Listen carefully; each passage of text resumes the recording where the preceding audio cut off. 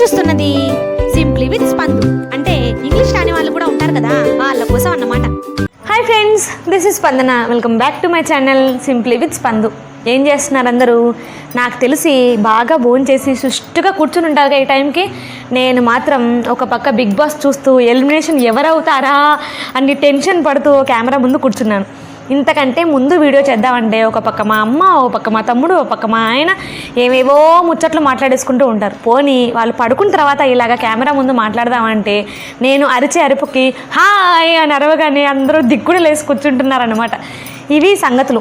అయినా అర్ధరాత్రి రహస్య సమావేశాలు చేస్తున్నట్టు ఏమిటండి నాకు ఈ పరిస్థితి? ఎప్పుడు ఈ మధ్య రాత్రిపూటే మీటింగ్ పెడుతున్నాను. ఇంకా ఈ ఊర్లో పర్వాలేదు, మా ఇల్లు కాస్త దూరంగా ఉంది. ఇంకా ఆలరులో నేను అరిచే అరుపులకి అబ్బా మొదలెట్టేసిందిరా దరువు అన్నట్టు చూస్తున్నారు. సో అదన్నమాట సంగతి. యాక్చువల్లీ ఇప్పుడు నేను మామూలుగా నిన్న నేను మహాభారతం గురించి చెప్పాను కదా, యాక్చువల్లీ చెప్పింది ఇవాళే, కాకపోతే మీకు నిన్న అవుతుంది కాబట్టి అలా చెప్తున్నాను అనమాట. నిన్న మహాభారతం గురించి చెప్పాను కదా, ఇవాళ ఒక హెల్దీ రెసిపీ పోస్ట్ చేద్దామంటే మనం ఎడిట్ చేసి నీట్గా రెడీగా పెట్టుకున్న అవన్నీ రెసిపీస్ అయిపోయాయి. కాబట్టి ఇప్పుడు నేనే వంట చేయాలి, కానీ ఉన్న వస్తువులతో చేయాలన్నమాట.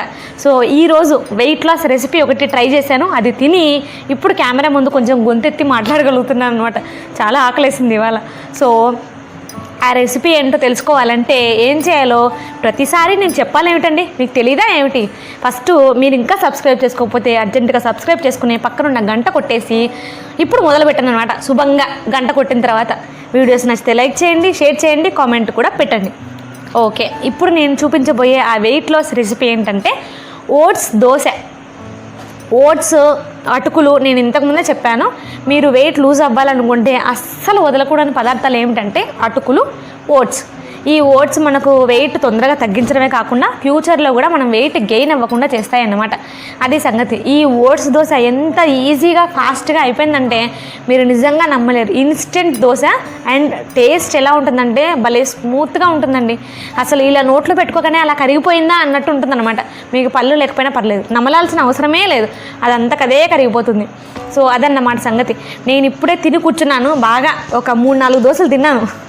సో ఇక్కడ నేను 1 కప్పు ఓట్స్ తీసుకుంటున్నాను అనమాట.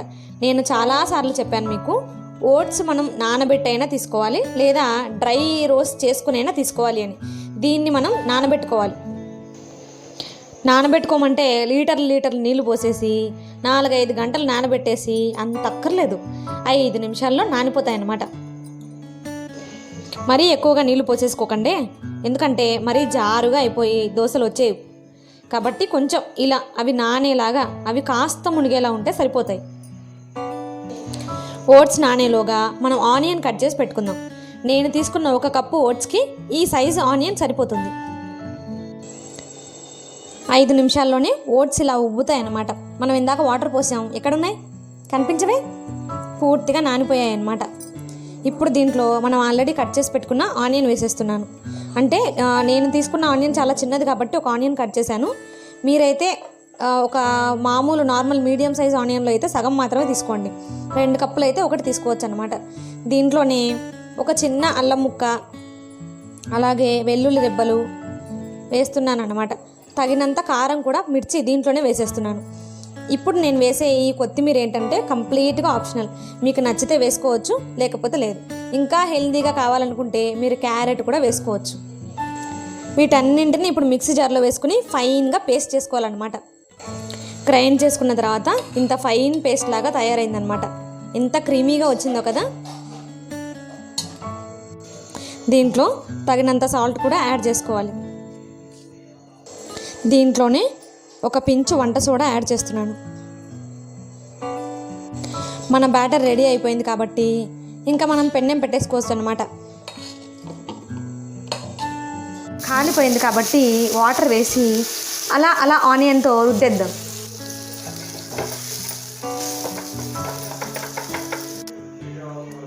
మళ్ళీ ఆయిల్ వేయడం ఇష్టం లేక ముందే 2 చుక్కలు ఆయిల్ వేసేసి ఓట్స్ దోశను కాస్త బుజ్జగిస్తున్నాను అనమాట, కిందనే ఆయిల్ వేసేసి. ఓట్స్ దోశ మీకు చూపించకుండానే వేసేసాను, ఎందుకంటే కొన్ని కారణాల వల్ల వేరే ఊర్లో ఉండడం వల్ల నేను ట్రైపాడ్ తెచ్చుకోలేదు. కాబట్టి ఒక చేత్తో కెమెరా పట్టుకుని 2వ చేత్తో పిండి వేయడం కష్టం కాబట్టి డైరెక్ట్గా చూపించేస్తున్నాను అన్నమాట. దోశ వేసుకోవడం ఎంతసేపు అండి, పైగా ఓట్స్ దోశ చాలా పల్చగా వచ్చేస్తుంది అనమాట. బాగా ఎర్రగా కాలింది కాబట్టి ఇప్పుడు మనం దీన్ని తిప్పి వేసేసుకోవచ్చు. తిప్పి వేసేస్తే మన ఓట్స్ దోశ ఇలా స్మూత్గా మెత్తగా పల్చగా వచ్చేసింది అనమాట. ఇంకా మనం ప్లేట్లో పెట్టుకుని తినేయడానికి ఎక్కువ టైం ఏం లేదు, ఒక 2-3 సెకండ్స్లో గ్యాస్ కట్టేస్తాను.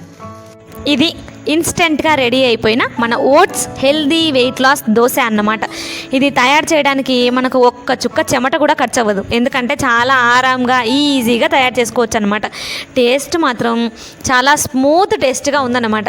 కాబట్టి మీరు కూడా ఇంట్లో ట్రై చేసి ఎలా ఉందో నాకు కామెంట్ ద్వారా తెలియజేయండి. అలాగే టేస్ట్ నచ్చితే తప్పకుండా లైక్ చేయండి, షేర్ చేయండి, సబ్స్క్రైబ్ చేసుకుని పక్కన ఉన్న గంటను కొట్టడం మర్చిపోవద్దే. Thanks for watching. Don't forget to like, share and subscribe.